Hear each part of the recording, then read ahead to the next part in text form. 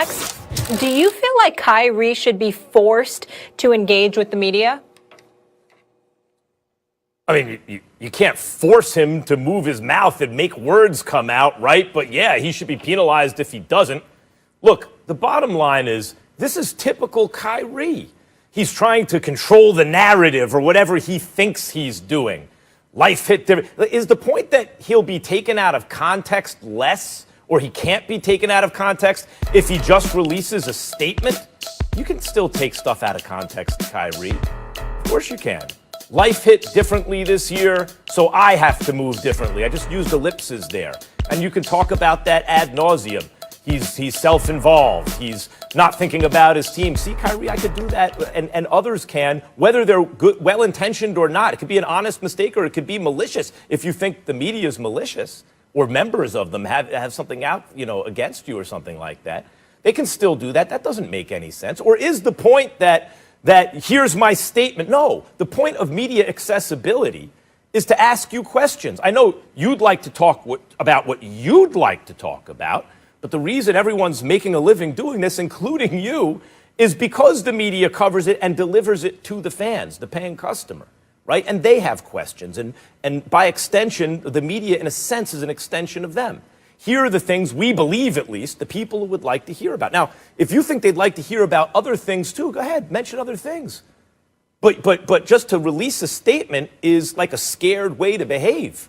Do you feel that you can't articulate your point well enough, just if extemporaneously, that you need time to prepare a statement to try to make it ironclad? I mean, what's the point here? And to think that you're doing this now, where your star teammate, the best player on the team, is coming back from catastrophic injury. The media is going to have a lot of questions about the Brooklyn Nets playing in the biggest media market on planet Earth for a basketball-starved fan base. And you're absolving yourself of the responsibility of answering questions. So what, that all goes to KD now? You have to ask yourself, Kyrie, you might be the most skillful player who ever lived, especially given how high your talent is pitched. Whoever had handles like you, who could also finish in the paint, at least under the rim, who could also pass the ball, who could also shoot the ball, like Kyrie Irving. Why is it that every team you've been on, except for the one with LeBron James, has gotten worse with you on the court? That shouldn't be possible. Seems to me you're thinking a lot about yourself, and this statement reflects that. Stephen A., when I read it, I thought, typical Kyrie. He thinks he's being profound or deep or controlling the narrative or whatever he thinks he's doing, but it seemed to me to be inarticulate rambling and nonsense, self-involved nonsense.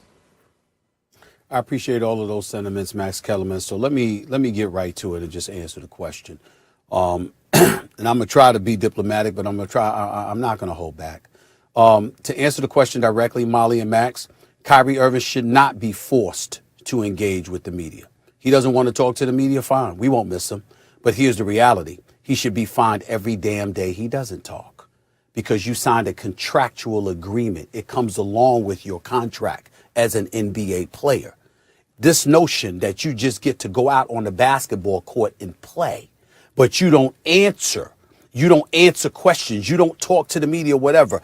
Understand what the media is. The media is a conduit to assist the NBA and its players in promoting its brand. That way it facilitates you generating more revenue so guys like Kyrie can get paid $33.4 million this year, $35 million next season, and then a player option to pay him $36.6 million in 22-23, even though you fresh over playing 20 games last season. Okay, that's the situation with Kyrie Irving that everybody needs to address. The bottom line is this: Kyrie Irving, as you said, Max, comes across looking. I'm not going to talk about what he is, because I actually think he's a good guy. I actually think his heart is in the right place. But I think he's immature. I think that he's occasionally selfish.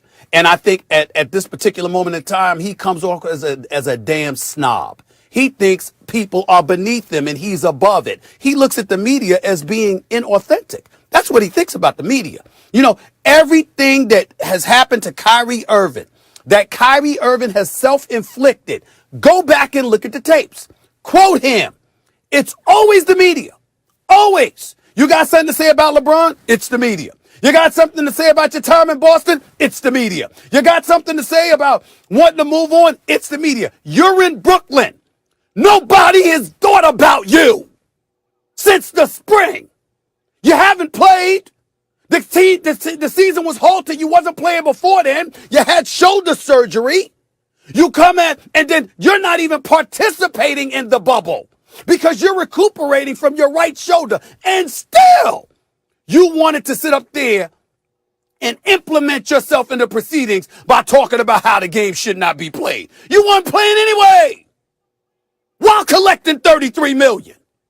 But you had something to say. And then when people responded, it's the media. You go on Kevin Durant's podcast and literally state, which we'll get into later, but literally state that, you know what? I mean, you're the first guy that I looked at and I said, hey, I trust you to make the last shot. And the media made up that LeBron might have a problem with that. Damn, you was taking a shot at LeBron. And you go on social media and literally state, hey, well, you know what? If I had something to say about him, I would say their name.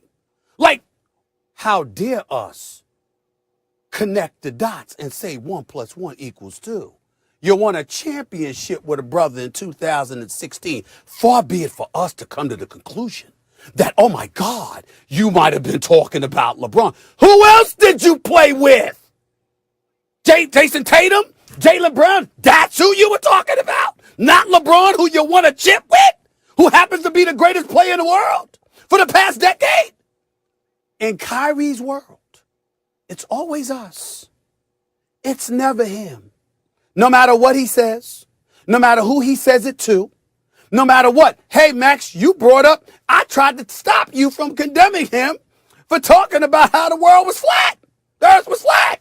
Okay? Guess what? That was you, Max. That wasn't him, Max. That was you. That was you, Max. It was your fault. It was your fault that Kyrie said that, Max. You put those words into his mouth. You forced him to articulate and disseminate that message to the world. You did that, Max. It's never Kyrie until he sits back, takes a deep breath, pauses, and says, hey, you know what? As I reflect upon these things, I may have made a mistake here or there. You know, I got to be better than that. There's young kids watching as you reflect. But in the moment, one moment, after another moment, after another moment, after another moment, it's always somebody else. So my response in closing is this. Yeah. If he doesn't speak, fine. We won't miss him. Show up on the court at the Barclays Center. Devil's advocate. Put on the show. Put on the show that you can put on because he is a sensational showstopper player. But if he doesn't want to talk, fine. Yeah, just one of my remind him, favorite to watch. if you're the NBA, of his contractual obligation and find his ass every day he doesn't talk because that comes along with your contract. Other than that, it's none of our business. Here's what. Guys, can I play devil's advocate here really quickly since it seems you agree? Yeah, I just want to go. No, Max seems like he wants to say something. Go ahead, Max. No, go ahead. Go ahead. All right. So basically, I was going to say this. You guys both have powerful voices in the media. Stephen A., sports media, probably more prominent than anyone's. And you've had things misconstrued before, right? You've had things taken out of context. People take clips, they grab them, etc. It's frustrating, sometimes infuriating. You want to go and defend yourself, or I don't know if you choose to just let it go. But I mean, there has to be some merit in what he's saying here. Could this actually, you know, we know his mentor was Kobe Bryant, right? Didn't he learn a lot from Kobe in terms of how to handle these things? Maybe he feels like this is the better protocol, the better way.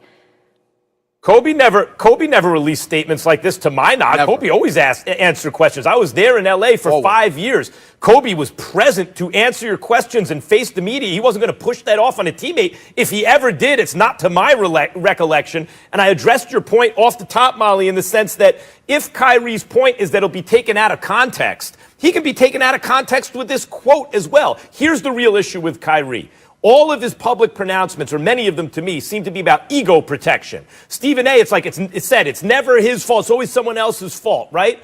When you release a statement, you control the narrative, right? I think he's justifying it. He's going to control the narrative. See this? It's player empowerment or something. But let me tell you how it actually reads to most folks. You're scared to answer questions because you can't articulate your point well enough, right? It's not just the media is going to twist it around. It's that you put your foot in your mouth. And this way, that's how it comes across. I'm afraid to answer questions because I don't do it well. So here's my statement.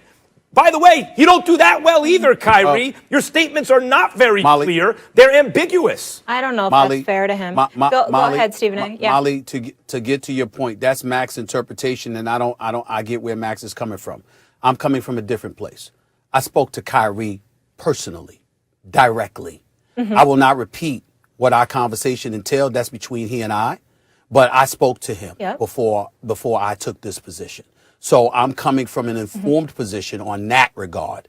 And I am telling you that I believe I walked away with the notion that it's always somebody else's fault. Kyrie Irving, to me, is a very articulate and intelligent dude, regardless of the mistakes that he has made. And he is a very good guy in terms of his heart and soul being in the right place. Where I bring up words like immature and other things is the fact that he's so interested in pointing the finger of blame.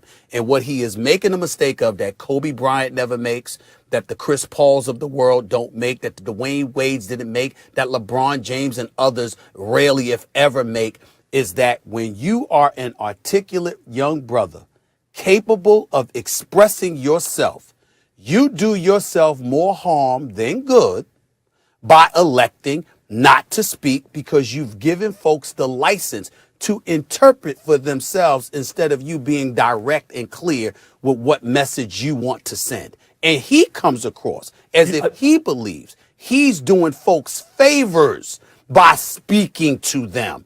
Well, go ahead and do that, because guess what? He's going to find out what everybody finds out. The world moves on with or without any of us. I keep hearing how articulate he is. Maybe he is. He does not show it publicly. Kobe